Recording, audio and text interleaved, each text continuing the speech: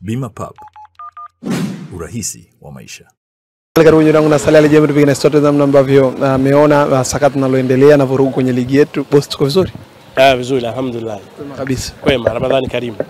Unaona mambo yanazidi kutaradad. Alhamdulillah.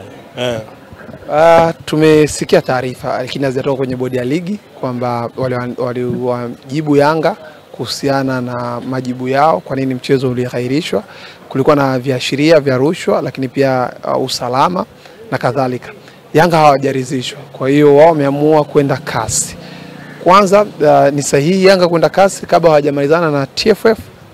Kwanza mimi sijajua kama hiyo ripoti imeshatoka, kwa maana ya majibu Yanga kupewa na bodi ya ligi, lakini kawaida wanapopewa majibu kwa haki mimi ninavyoona watakuwa utaarifu umma kwamba tayari bodi ya ligi imewajibu 1 2 3, halafu baada ya hapo sasa wakaanza kusema wanachukua uamuzi gani.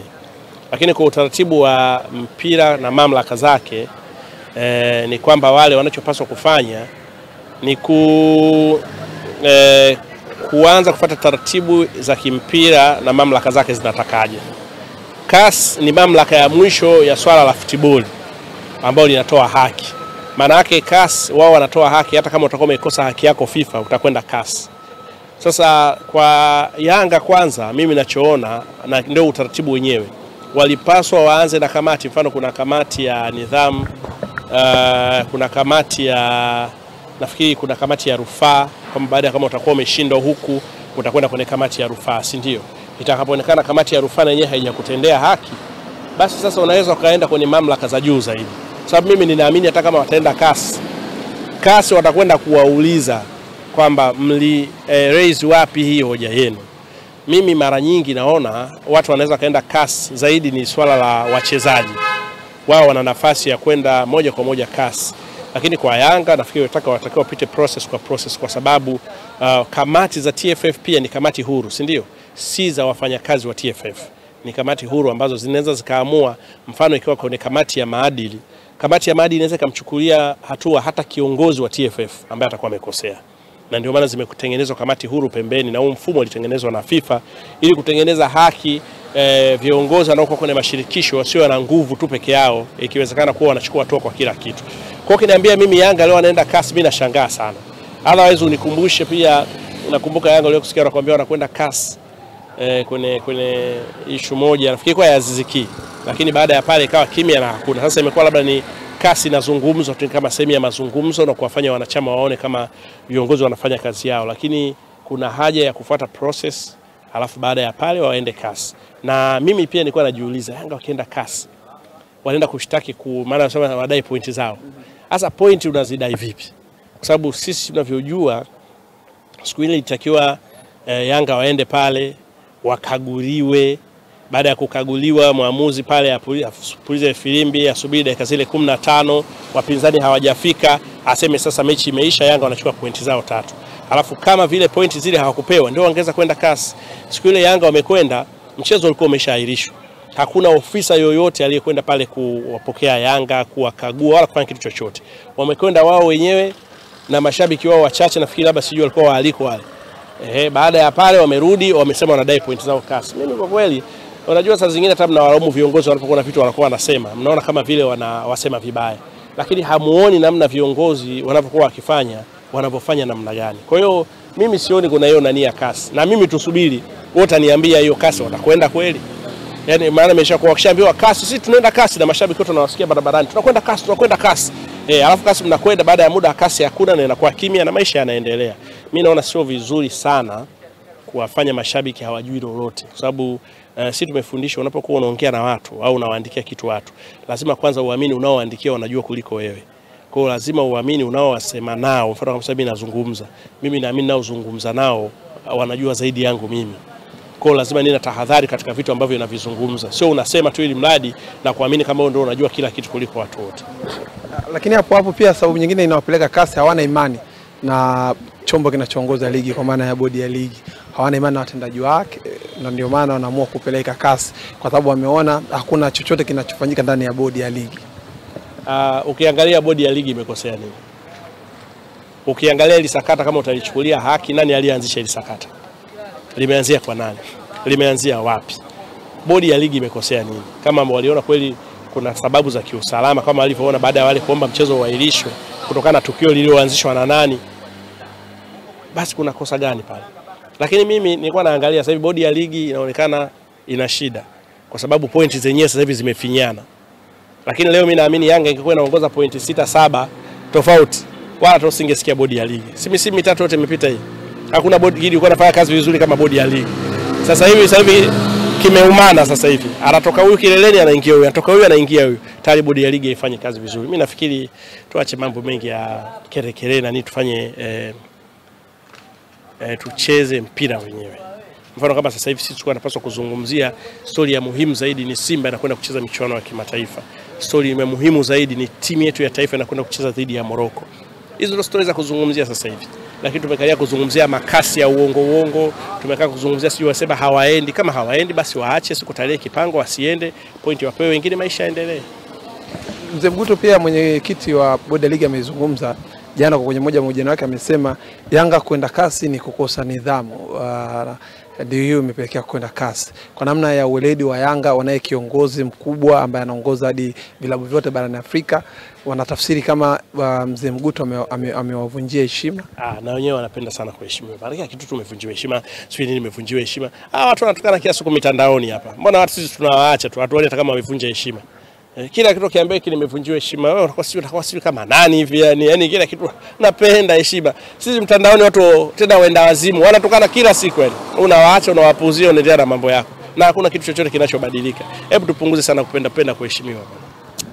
Rais Karia kwenye mmoja ujionao amezungumza, amesema moja ya timu ambayo ameisaidia sana ni Young Africans katika miaka yake mitatu utawala wake wote.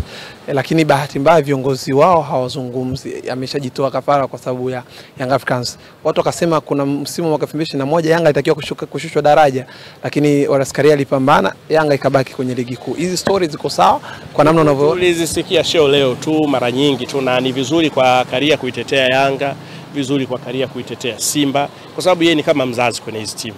Lakini pia kuwasaidia viongozi ambao mfano ukiangalia Hersi ni kiongozi bado mchanga. Ingawa inawezekana ukimwambia hivi atakasirika, lakini kwenye mpira huu ni bado, si ndio? Kama ukiona hivyo mtu alimshika mkono kumpeleka kafu, kumtambulisha kwa huku, kufanya hivi kadhalika, hata hilo wazo la kwamba sasa kinatakiwa hii baada ya kuonekana viongozi wa Simba hawawezi kwenda, si ndio? Ni Karia, maana yote ni kamudia ya uzazi, si ndio?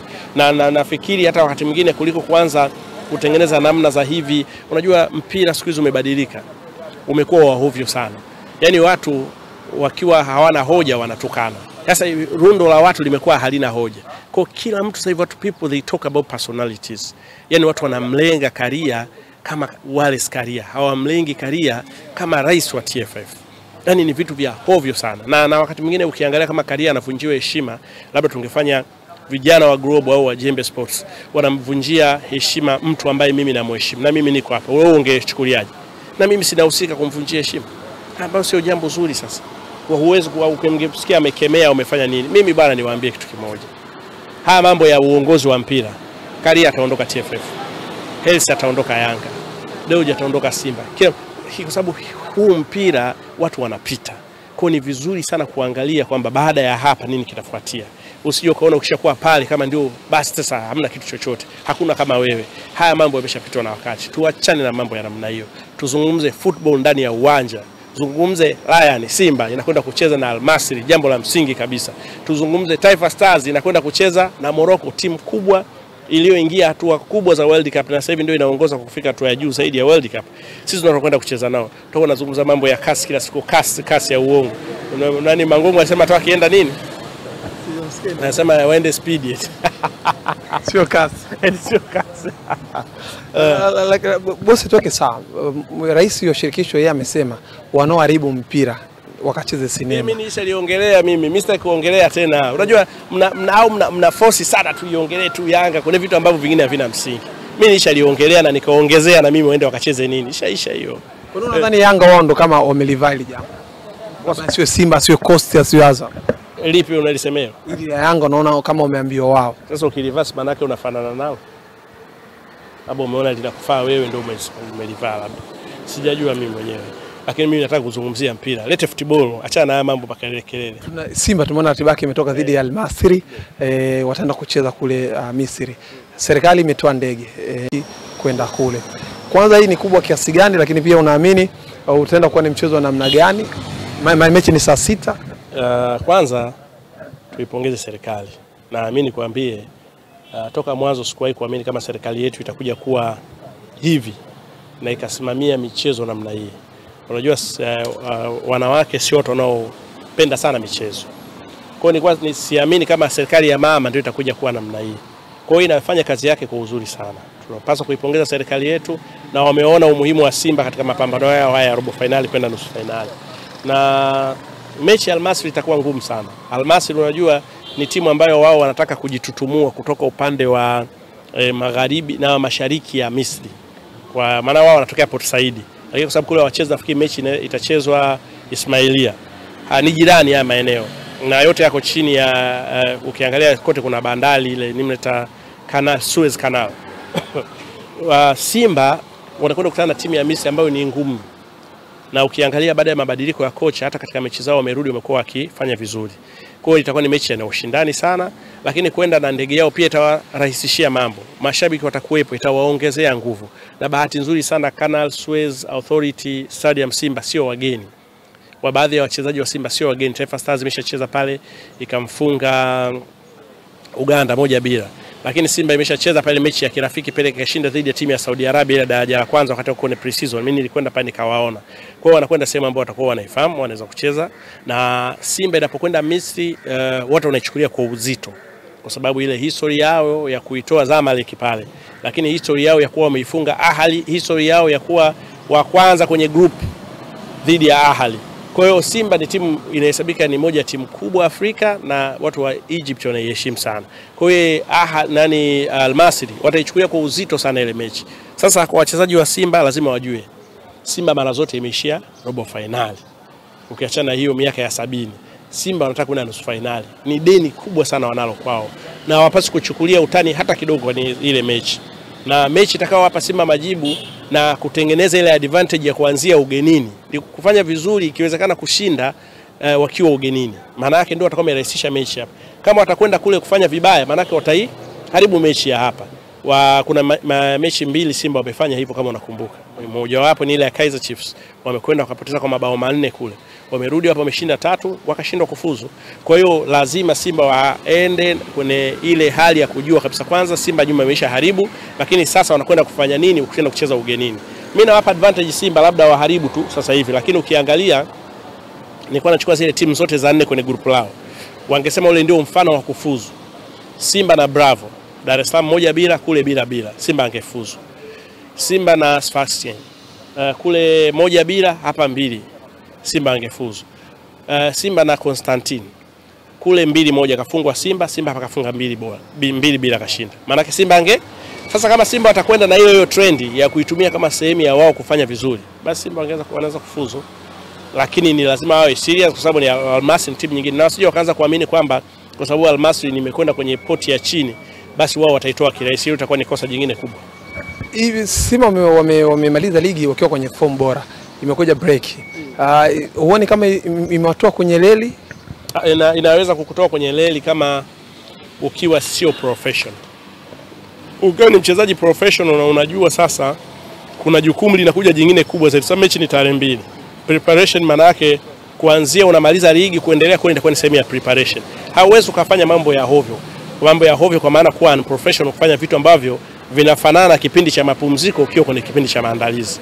Ukiona kuna mchezaji wa Simba atacheza mechi ya Egypt kule akiwa kwenye kiwango duni kwa maana ya kwamba itaonekana kuwa kwenye maandalizi bora, basi it's a professional player. Ni mchezaji ambaye hajui kwa nini yuko Simba, kwa nini anavaa jezi ya Simba na kwa nini Simba wanamlipa fedha zao ili aitumikie timu yao. Kwa nini Simba wanampa nafasi ili aitumikie timu yao.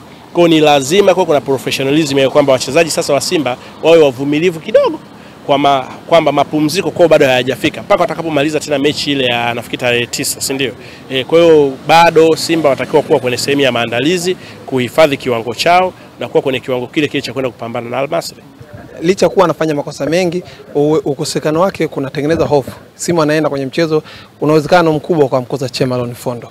Unazungumziaje pengo lake? Mimi kwangu naona bado kabisa mambo yanaweza kawa mazuri, kwa sababu namuona Shamu Karabu anacheza vizuri sana katika mechi karibu zote. Nimemwona amepunguza weight, nimemwona amekuwa good kwenye timing, nimemwona anaweza kusprint. Kwa hiyo sidhani kama itakuwa pengo hivyo kama anavyosema, lakini kwa sababu ni mchezaji wa kikosi cha kwanza tutasema ni pengo, lakini bado mimi naamini Simba haijalipata hiyo pengo. Hata siku ambazo alikosekana mkongwe Kapombe akacheza Duchu bado walifanya vizuri, si ndio? Kwa hiyo ni wachezaji ambao hii ni advantage inatokana na uamuzi wa Fadlu Davids kwa anawatumia wachezaji wake, anazungusha ile round ya kupata wote nafasi ya kucheza. Kwa hiyo bado mimi naona Simba wana advantage na wanaweza kaicheza mechi vizuri. Kibu Denis baada ya kufunga katika mchezo wa mwisho dhidi ya Constantine amekaa muda mrefu hajafunga kwenye ligi kuu. Kuelekea dhidi ya Al Masry ameanza kufunga kwenye mchezo wa mwisho. Kuna muongezea confidence kuelekea kwenye mchezo na kutengeneza biashara yake. Unajua Kibu mechi zote za kimataifa zote au mechi zote kubwa za Simba amefanya vizuri sana. Na nafikiri Kibu ni kati ya wachezaji ambao wanajua sana kuzicheza mechi za kimataifa au kuitumikia Simba vizuri katika mechi muhimu. Anakuwa na ile hali ya kuonyesha yeye ni mchezaji mkubwa, mchezaji ambaye anaweza kuamua matokeo, mchezaji anaweza kufanya vizuri kwenye kipindi ambacho Simba inahitaji matokeo. Simba inapambana kupata matokeo kwa wakati. Amekuwa ni mchezaji ambaye anaonyesha au anaelewa kwamba Simba inataka nini kwa wakati gani. Kwa hiyo mimi sina hofu na Kibu, naamini hata asipofunga bado atacheza vizuri. Ukiangalia mechi na Bravo, mechi na Bravo 1-1 ugenini Angola kule Rwanda, kati ya wachezaji walicheza vizuri na alikuwa tishio, tatizo kwa mabeki na midfield wa ulinzi kwa upande wa Bravo alikuwa ni Kibu. Kwa maana yake ni mchezaji ambaye anaweza asifunge, lakini akawa sehemu ya kuifanya timu ikachangia, yani akaweka mchango wake kuifanya timu hiyo tishio kwa wapinzani.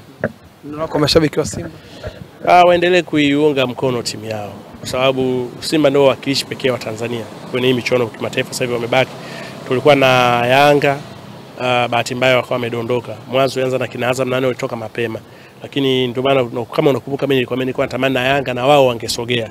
Leo tungekuwa tunazungumza robo finali mbili. Tunaangalia Champions League, tunaangalia Confederation Cup. Unlucky football iko hivyo.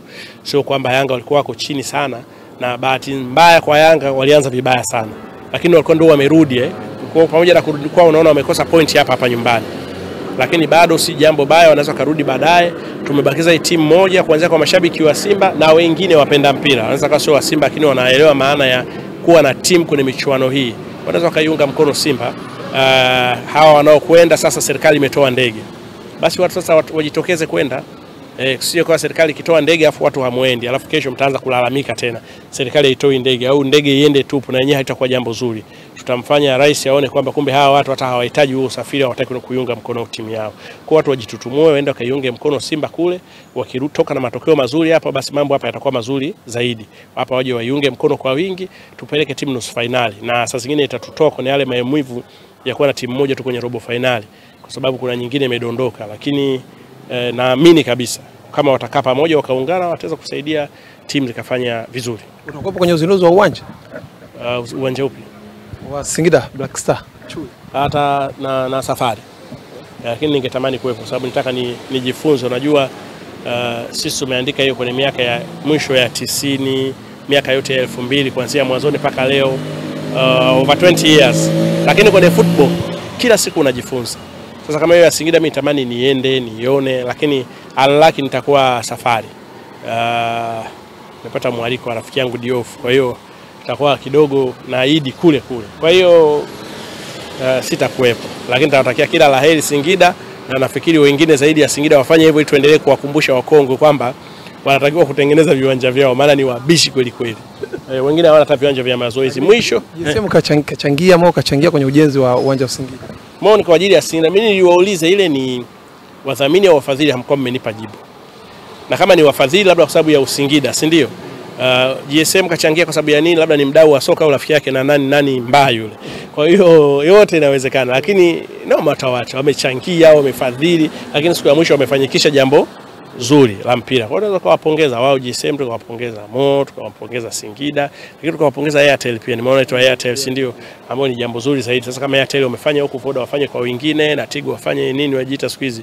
Yes, si ndio, wafanye kwa wengine. Nafikiri itakuwa ni jambo zuri zaidi.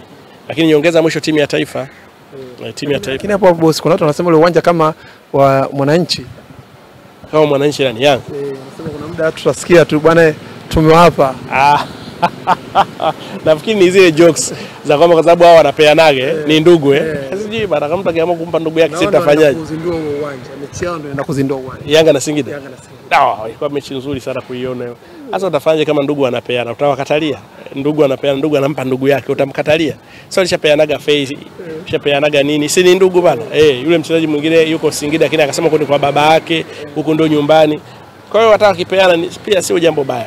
Taifa tunacheza tarehe 25 dhidi ya na maandalizi yanaendelea. Mara ya mwisho umesema ili tuitafute hiyo nafasi lazima tumfunge Morocco. Maoni ya watu wengi 90.9 wamesema haiwezekani. Lakini wengine wamesema inaweza ikatokea, wengine wanasema ni fluke hata ikitokea. Basi kama ni fluke ikitokea, mimi naomba fluke itokee. Ni wanaosema haiwezi kutokea na mimi nawaelewa kwa maana ya level yetu na Morocco, lakini na timu yetu. Lakini kwenye football kuna surprise, na kama wanaofuatilia qualification jana, Ali manusura Kamerun wafungwe na Eswatini. Ali manusura Eswatini, na sisi ni wakubwa kuliko Eswatini. Kamerun ni level ya Morocco. Kwa hiyo inawezekana kabisa, hata na mimi niwape moyo wachezaji wetu ambao wako kambini Tanga, kwamba inawezekana kwa mara ya kwanza wakaweka hilo soko, kwa sababu kama unakumbuka hata kama ni Morocco unaweza kusema sio kama ya sasa, tulipiga 3-1 kama unakumbuka chini ya Paulsen. Kwa hiyo leo inawezekana sisi tukafanya vizuri. Unajua wachezaji wanaocheza Ulaya watakuwa ni wazuri kuliko wachezaji wetu. Lakini wachezaji wetu wanatakiwa kuwa na hali ya kujituma, courage ya kutosha na kusikiliza maelekezo ya mwalimu vizuri. Inawezekana kabisa. Ukiangalia tumewafunga Zambia, ambao mimi Zambia naamini wakikutana na Morocco kuwafunga Zambia ni kazi ngumu sana. Lakini sisi Zambia tumewafunga kwao. Kwa kuna vitu ambavyo vinawaonyesha vijana wetu kuna mambo yanawezekana kuliko wanavyotarajia. Shukrani. Asante sana.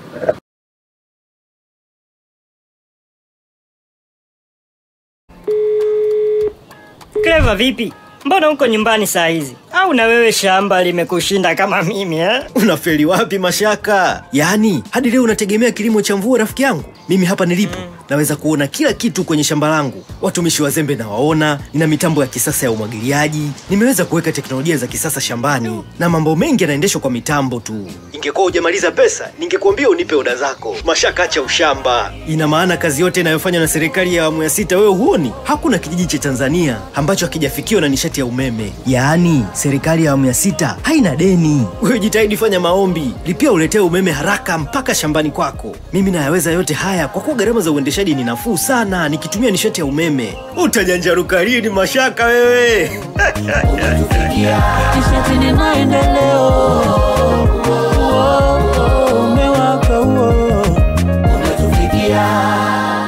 Tangazo hili limeletwa kwenu na wakala wa nishati vijijini REA.